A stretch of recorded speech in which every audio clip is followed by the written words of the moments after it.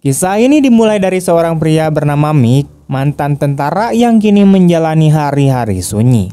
Pagi itu, ia terlihat menyiapkan diri untuk sebuah perjalanan penting, membawa map berisi dokumen dan selembar foto lama bersama adiknya. Di tengah perjalanan, ia sempat mampir ke sebuah toko perkakas, membeli palu godam seakan sedang menyiapkan sesuatu yang serius. Tak lama kemudian, perjalanannya pun berakhir di depan sebuah pabrik karet tua, bangunan usang yang sudah jarang beroperasi namun menyimpan rahasia kelam di dalamnya. Hey, pal! What are you doing over there? Setibanya di sana, seorang pekerja pabrik menghampirinya dan menyuruh untuk Mick pergi. Namun, Mick menyebut dirinya sebagai kakak dari Laszlo. Mendengar hal itu, pekerja tersebut segera melapor kepada atasannya yang bernama Renda. Saat Mick akhirnya berhadapan langsung dengan Renda, ia menyampaikan maksud kedatangannya menuntut kompensasi atas kematian adiknya yaitu Laszlo, yang disebut meninggal dalam kecelakaan kerja di pabrik itu. Mick kemudian menunjukkan dokumen resmi klaim tunjangan kematian yang menyatakan bahwa keluarga adiknya berhak menerima kompensasi sebesar $12.750.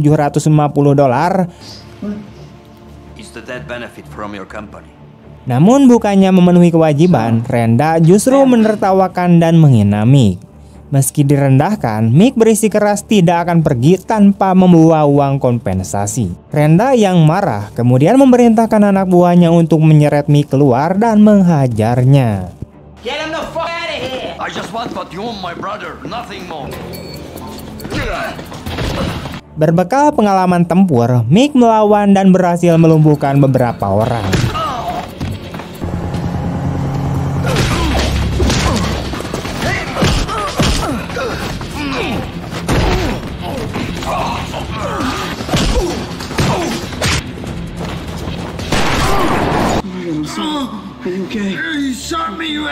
Sayangnya, Renda tiba-tiba muncul dari belakang dengan menodongkan senapan. Mick yang terkepung tak punya pilihan selain menyerah. Renda lalu melaporkannya ke polisi dengan tuduhan penyerangan dan percobaan pembunuhan. Hari itu juga Mick resmi ditangkap. Di kantor polisi, Mick dipertemukan dengan detektif Belly dan rekannya yaitu Agent Langley. Mereka menduga bahwa kematian Laszlo ada kaitannya dengan bisnis penyelundupan ilegal.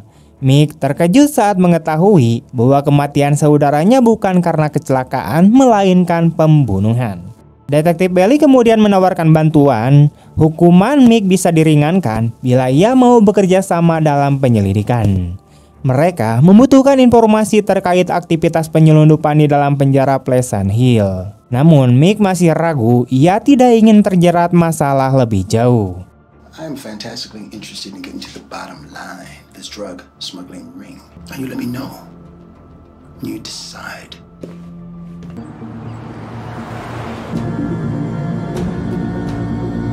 Beberapa waktu kemudian, Mick dipindahkan ke penjara Pleasant Hill, sebuah fasilitas terpencil. Seperti halnya narapidana baru, ia langsung mendapatkan ejekan dan sikap bermusuhan dari tahanan senior. Saat memasuki sel, seorang penghuni memperingatkannya untuk tetap diam dan bertahan bila ingin selamat. Mick bingung dengan maksud ucapan itu. Tak lama kemudian, seorang sipir memerintahkan semua tahanan kembali ke sel karena pintu akan segera dikunci. Back to your cells. Let's go. Malam harinya, Mick dipaksa keluar oleh 3 penjaga malam. Ia dipukuli dengan brutal dan disetrum menggunakan tongkat listrik hingga menjerit kesakitan. Para tahanan lain hanya tertawa mendengar jeritan itu karena sudah tahu Mick menjadi sasaran baru para penjaga. Setelah babak belur, Mick dilempar ke sel isolasi yang sempit dan kotor.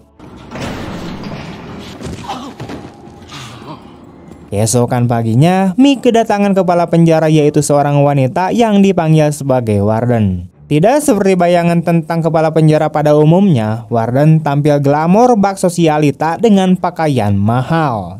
Dengan tenang, ia menawarkan secangkir kopi dan mengajak Mick untuk berbincang santai. Namun dalam percakapan itu terselip sebuah ancaman jika ingin selamat, Mick harus menaati aturan penjara atau bersiap menerima hukuman lebih kejam dari yang ia alami semalam. Dari sini Mick sadar bahwa wanita itu berbahaya dan sangat licik. I'm building a better place here. Setelah keluar dari sel isolasi, Mick bergabung dengan tahanan lain untuk sarapan. Di sana ia berkenalan dengan Tek, penghuni sel sebelah. Tek mengingatkan Mick agar tidak melawan karena penyiksaan yang ia alami hanyalah tradisi penyambutan untuk tahanan baru. Saat makan, Mick memperhatikan seorang tahanan yang mendapat makanan berbeda. Bud, salah satu tahanan, menjelaskan bahwa pria itu adalah Bunan, sosok berpengaruh yang bekerja untuk kepala penjara. Mick diperingatkan agar tidak mencari masalah dengannya.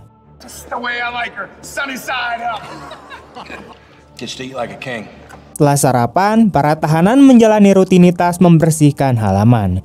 Mick melihat seorang tahanan tua kesulitan membawa barang, lalu ia pun membantunya. Pria itu dijuluki Wijar karena sering bicara aneh dan mengaku sebagai penyihir. Wijar bercerita tentang terowongan lama di Blok D. Dahulu, ketika tempat itu masih rumah sakit jiwa, terowongan dipakai untuk mengangkut jenazah keluar masuk dan katanya langsung tembus ke hutan luar. Menurutnya, siapapun yang bisa masuk ke sana berpeluang melarikan diri. Sayangnya, kisah itu dianggap omong kosong oleh tahanan lain.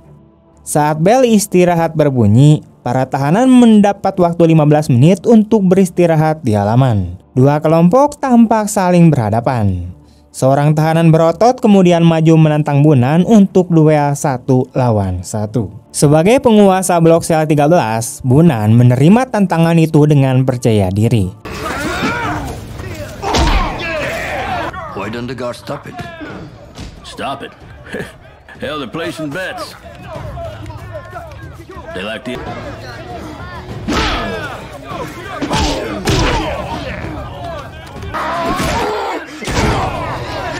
Tetapi situasi segera kacau ketika salah satu anak buah Bunan tiba-tiba menyerang dengan pisau. Keributan besar kemudian meledak. Tawuran antar narapidana pun tak terhindarkan. It's getting ugly. I'm out of here.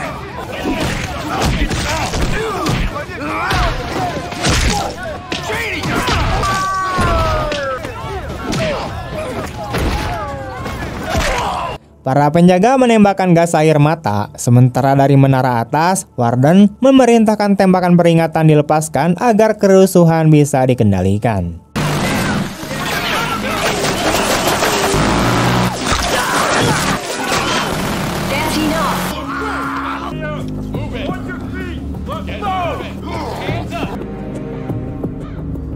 Keesokan harinya, saat Mick bekerja di gudang penyimpanan bersama rekannya bernama Greenhorn, sebuah karung terjatuh dan isinya pun terbongkar. Ternyata di dalamnya tersembunyi barang selundupan. Mereka segera menutupinya kembali agar tidak diketahui oleh penjaga.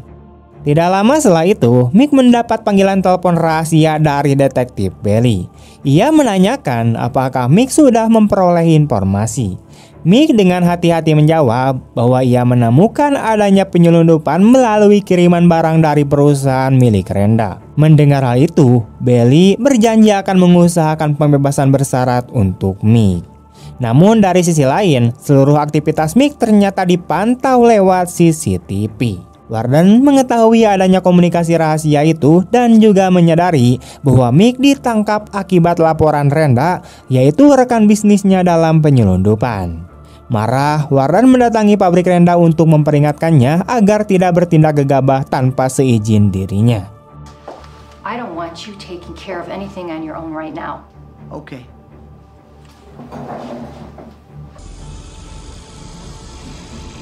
Di penjara, Greenhorn yang ketakutan mencoba melarikan diri dari penjaga medis. Namun, ia tertangkap dan disetrum dengan daya yang sangat kuat hingga wafat seketika. I swear I didn't do anything wrong!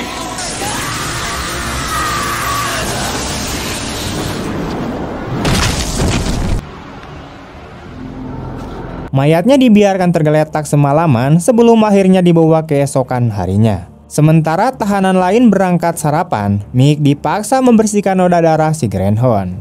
Di saat itu, Warden kembali menghampirinya menawarkan sebuah kesepakatan. Ia berjanji akan meringankan hukuman Mick bila ia mau bekerja untuknya. Tetapi jelas terlihat bahwa maksud sebenarnya hanyalah untuk menakut-nakuti Mick agar tunduk dan tidak ikut campur urusan penyelundupan. Untuk menjaga stabilitas, Warden bahkan membuat kesepakatan dengan Bunan, sang penguasa Blok 13, agar tetap memegang kendali. Bahkan Bunan yang dikenal bengis pun terlihat gentar menghadapi ancaman Warden. Hari berikutnya, Bunan mulai memprovokasi Mick dengan menjatuhkan makanannya sendiri, lalu menuduh Mick di depan para tahanan.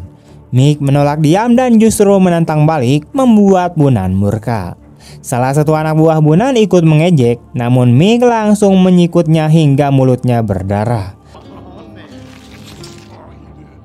I ruined your breakfast. Oh, you think you're funny, old man? I've been looking for you. Tek pun memperingatkan bahwa kini Mick menjadi target Bunan. Benar saja, saat mereka bekerja di gudang, Bunan menyerang Mick. Pertarungan sengit pun kemudian terjadi.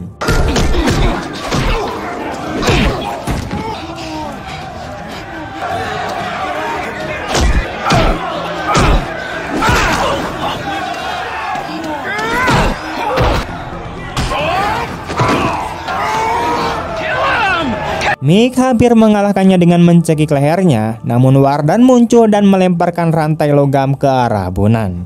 Dengan senjata itu, Bunan kembali menyerang, tetapi Mick cepat beradaptasi dengan mengambil papan kayu untuk menahan serangan. Pada akhirnya, Mick kembali berhasil mencekik Bunan dengan rantai. Akan tetapi, ia memilih untuk tidak membunuhnya karena tidak ingin berubah menjadi monster seperti Renda maupun Warden.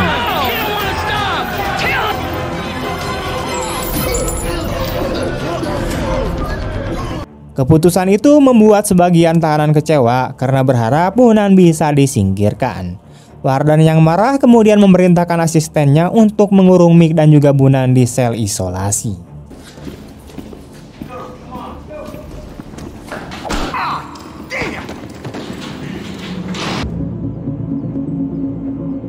Tidak lama kemudian, seorang dokter masuk ke sel Mick membawa suntikan. Namun sebelum sempat menyuntikkan, Bunan datang dari belakang dan melumpuhkan dokter itu. Hey, help me! What's the problem? I can't breathe. Move your ass away from the bars. Move your ass back. I need a doctor. Show me your hands. Hey, what are you doing? I think it's going to be all right. It's okay, it's okay. I owe you one. Come on, let's go this way.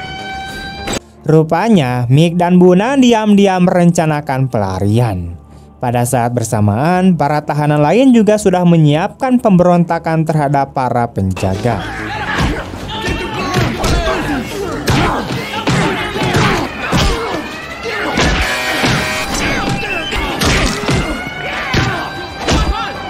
Worthless amateurs. I want them dead now.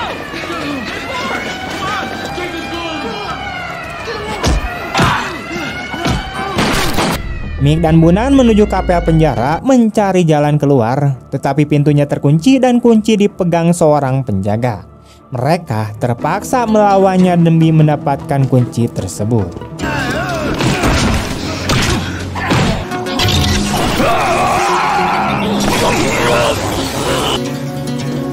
Saat pintu berhasil dibuka, mereka terkejut menemukan sebuah ruangan penuh senjata, amunisi, dan bahan peledak yang biasa digunakan para penjaga untuk menakut-nakuti tahanan. Saat tengah memeriksa ruangan, sekelompok penjaga kemudian menyerbu masuk. Bunan dengan brutal menghadapi mereka, sementara pemberontakan besar terjadi di seluruh blok penjara.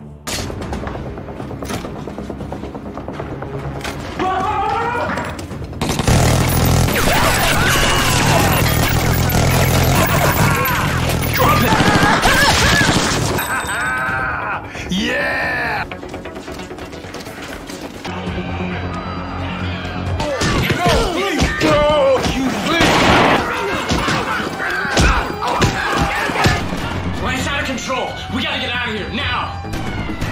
Warren yang panik berusaha melarikan diri bersama asistennya. Namun demi menyelamatkan diri, ia tidak segan mengorbankan asisten tersebut.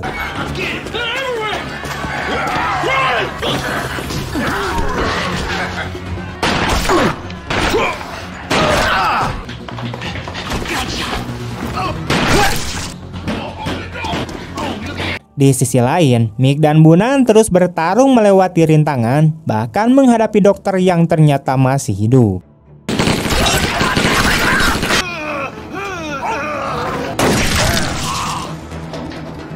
Mereka juga menyaksikan Wijar ditembak mati secara brutal.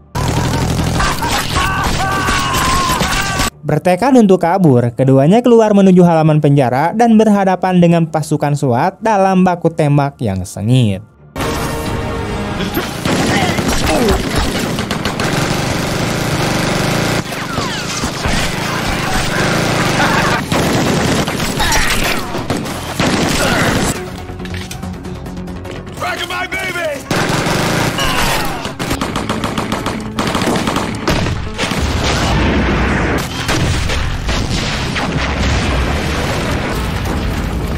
Saat situasi semakin genting, mereka menemukan dua jalan keluar dan memutuskan untuk berpisah demi mempercepat langkahnya. Bunan akhirnya menemukan sebuah pintu tersembunyi yang menuju ke terowongan yang dahulu diceritakan oleh Wijar.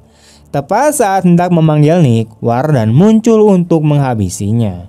Namun Mick tiba tepat waktu dan kemudian menembak Warren. Seperti biasa, Warren mencoba membujuk dengan kata-kata manis, tapi kali ini sia-sia. Mick tanpa ragu mengakhiri hidup Warren di penjara yang ia bangun dengan uang kotornya sendiri.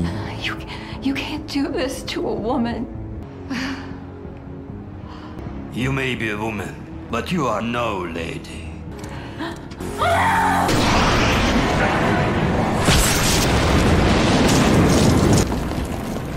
Sementara itu, Tag yang memimpin pemberontakan berhasil bernegosiasi dengan tim SWAT.